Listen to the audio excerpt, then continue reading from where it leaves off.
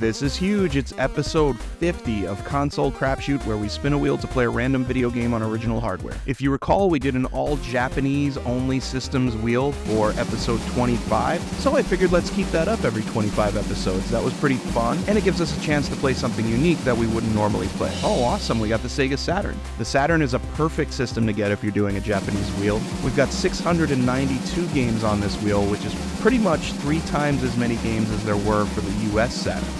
Okay, we've got Steam Hearts. Pretty suggestive cover. I do love the Saturn arcade stick, but I've been dying for a reason to use my brand new wireless Sega Saturn Pro controller. Even got it in the Japanese colors, so this works out perfect. So I wasn't sure about this game at first, but then I looked it up. I looked into the story specifically, and I think you guys are gonna love this. I'll give you a tease for that part just by letting you know ahead of time. This game is softcore porn. Okay, we'll come back to that. Let's just point out that Steam Hearts is a shoot 'em up, or most commonly referred to as a shmup. And it's a pretty good shmup. I wouldn't put it in as high a category as some of the really amazing shmups that came out at the time, games like Radiant Silvergun and Ikaruga, but this is pretty solid. The graphics are tight, it moves great, it sounds great, but none of that is the draw of this game. What we're here for is the completely unhinged story. So I don't speak enough Japanese to understand the dialogue, but I did read up on the game quite a bit. I even read some bad translations of some of the dialogue, and I'll give you the basics of what's going on with the story here. There's this world that gets an alien virus, and the virus makes them act crazy and violent and do things that they wouldn't normally do. The 7 bosses in the game are all very attractive, scantily clad women. One of them is like a fox woman, and another one is a cat girl.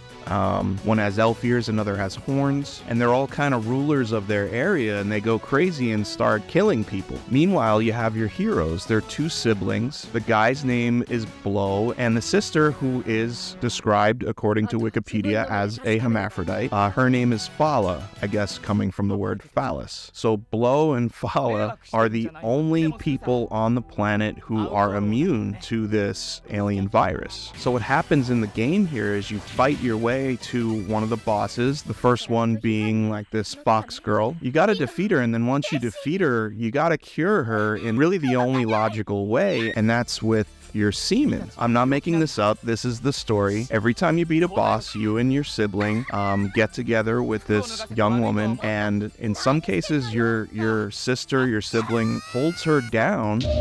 Problematic.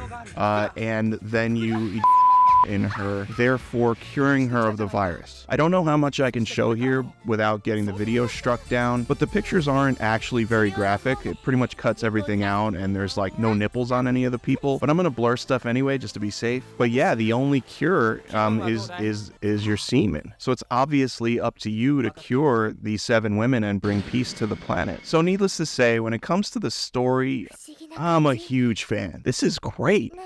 You know, Steven Spielberg is often looking to video games for great stories to adapt into film. And this whole time, Steam Hearts has been right under his nose. So I guess unfortunately we have to divert from the like Citizen Kane level story and talk about the regular gameplay a little bit more. Yeah, it's cool. I mean, you need chaos in these games. You need like a frantic energy. You need lots of power-ups. You need a sense of speed. You need interesting graphics and enemies. This game has all of that. Like I said, there were better shoot-'em-up games at the time. Much better, actually, but this is good. There's a lot of cool design here, especially when it comes to the bosses. From what I understand, the Saturn version plays a lot better than the other versions. The weapons, the power-ups are huge, and they come frequently. Later in the game, there's this asteroid level, and you're breaking up all these asteroids as they're coming at you. So let's cut to the verdict and give a rating to Steam Hearts on the Japanese Sega Saturn.